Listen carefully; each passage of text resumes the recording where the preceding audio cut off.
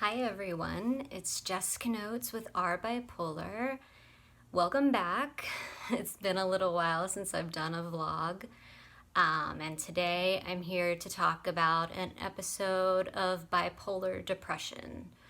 I think it's important to talk about specific examples of mania, depression, and bipolar.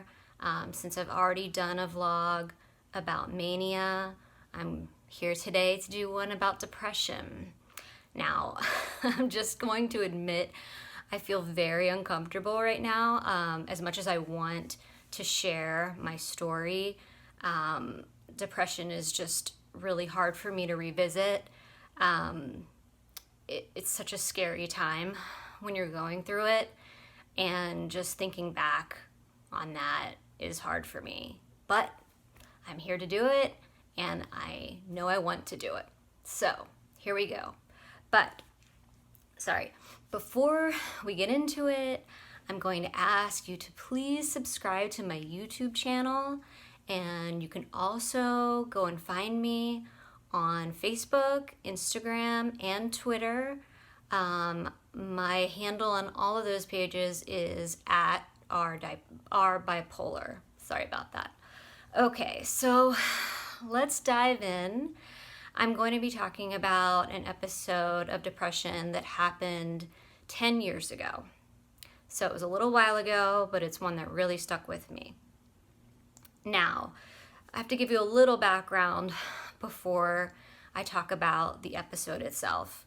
So in 2009, my husband Brian and I bought our first home. We lived in Silver Spring, Maryland. And it was just wonderful. We fell in love with that house. We lived there 8 years, and we still love that house. And now we have our second home, and we do not feel the same way about it. That home was just really special, and so many milestones happened in that house. But in any case, like I said, in 2009 we bought it, and then in 2011 we got married. So yes, we bought it before we got married. A little out of order for some people, but not for us. So we got married in Jamaica in March of 2011. And, it was a wonderful time. I don't think I was going through any true mania, but it was a really exciting time. Of course, like all the wedding planning and just getting married to the man of my dreams, it was wonderful. So then time went by, and in the fall, Brian was due to become a full-time student at the University of Maryland. Prior to that, he had been taking classes at community college, just part-time, and he was working full-time. And I was working full-time. And I worked, back then for the same company I work for now. But of course, that was 10 years ago. So my salary was about half what it is now. But so Brian was going to become a full-time student, and he had lined up a part-time job. And that was going to be enough for us to pay the mortgage and, live fairly comfortably while he went to school. But in September, right as he was starting his classes, that part-time job fell through. Now, it was to no fault of his own. I mean, what happened was somehow the employer had the wrong phone number for Brian, so we couldn't get in touch with him. We found this out much, much later. But that's what happened. And also, as Brian started school, he realized how tough his classes were, and that, at that time, he really didn't have the ability to work part-time. He needed to put everything into his classes. So that meant we were down to just my salary, which was not enough to cover everything. We could barely cover the mortgage, so I was telling my parents about what was going on, and they generously offered to give us some money each month, basically so we could afford groceries. I mean, so we could keep putting food on the table. This was a lot for me to bear. As someone with bipolar, and a lot of people are this way, like, I don't adjust to change well anyway. I have a hard time with small changes in my life. This is a huge change in our lives, that he was no longer going to work and he was going to go to school, and it was sort of all on me to make the money. And it was also really hard for me to accept money from my parents. It was embarrassing. I was an adult and I was now taking money from my parents each month. But I really had no choice. I mean, we had to do it. So that was one contributing factor, a big contributing factor to my depression that was about to come on. The other thing was, since my wedding, my two closest friends and I were having difficulties, separately between them. I've actually already written a blog post about how, I ended up losing those two friendships, and I will link it in the description so you can see it if you want. But so that was going on. Things hadn't completely deteriorated yet, but as I started to go into the depression, they were trying to keep in touch with me still, but I was totally checked out. I mean, I just had nothing left to give. I was, they would write me like paragraphs and paragraphs of text messages, and I would give like a one-word answer back. They would write all this and I would just say thanks, or whatever it was. I just had no energy, and I just could not do any more at the time, even though looking back, I should have. But so I fell into this depression, and looking back on it, I know this isn't possible. It can't have been this way, but all I see is darkness. I don't remember, the sun coming out each day. When I look back, it's total darkness, pitch dark. I know, there are some towns in Alaska, and a couple months each year, they just have complete darkness. I mean, there's no sunshine. That's how it felt for me from September of 2011 until probably January of 2012. So it was a long time. I was still going to work each day. I worked in the office at that time. So yes, people with depression do go to work. Some probably can't work, but I did. I must have been doing all right. It's hard for me to remember a lot from that time. But I do remember how scary that time was, and just how empty I felt. And I'm sorry, I hope I don't get too emotional, but it was so scary. For me, depression, in terms of my bipolar, is the hardest and scariest time. I know that I've read that, and I'm going to first give a trigger warning, talking about suicide and suicidal ideation. This is maybe the point you want to turn off the video. But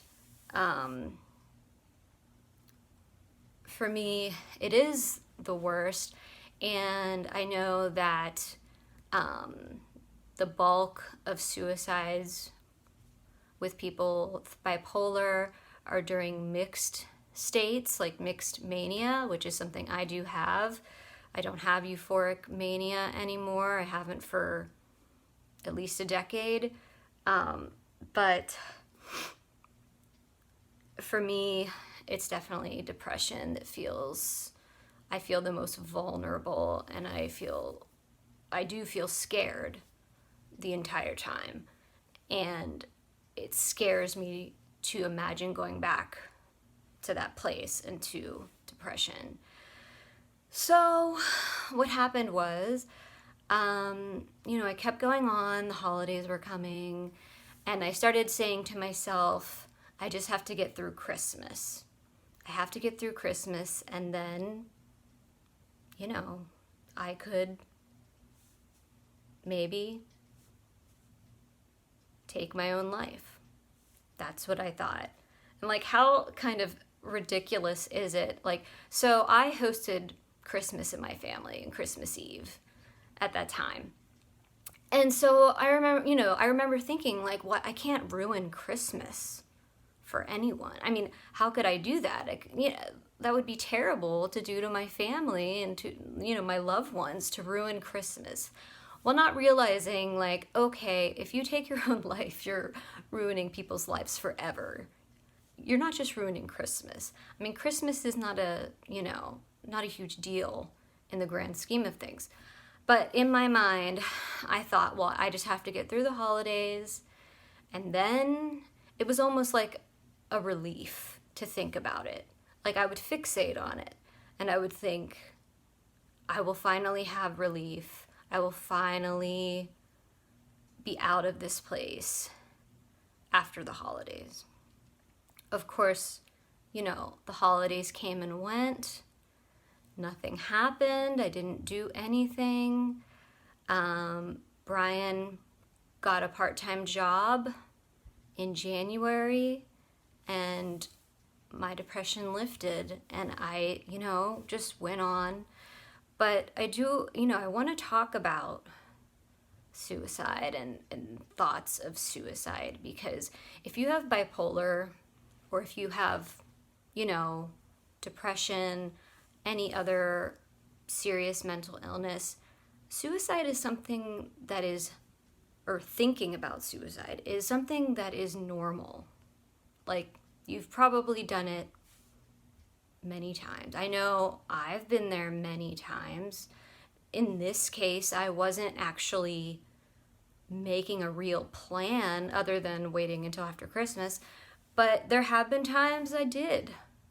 I mean, yes, I have had a more specific plan in place, and I have scared people I was close to, and I have never attempted anything. Luckily, I have been able to get through my depression without anything like that happening. And I would never, I want you all to know, I would never do anything to myself. I would never harm myself because of my family, my friends. I would never do that to them. But there are times that it seems, what's the right word? It seems like times in depression, it seems like I am living for everyone else but myself. And I have to be unhappy. This is how it seems. I have to be unhappy to keep everyone else happy. Because if I did something to myself, I would ruin people's lives. But when you're depressed, these are thoughts you might have. And I want you to know it's normal, and you are not alone in these thoughts, and you are not alone in being depressed and going through it and how hard it is. And I know there are people who have had much worse depressions, especially than the one I just described. But for me, that was one of the worst. I would say that was definitely one of the worst. And it's terrible, and it hurts other people, even though, you're not trying to hurt anyone else. But I know that Brian was scared during that time, and I was saying and doing things that were not at all who I was. But yeah, it's important to talk about. It's important to talk about all these things And that's why I do it. I think we all have to realize kind of what can happen and examples of what happens. And then hopefully, we can use that to educate people who haven't experienced depression or suicidal ideation. And we can, hopefully comfort those who have. All right, well, that's all I have for today. And I hope everyone out there is doing well.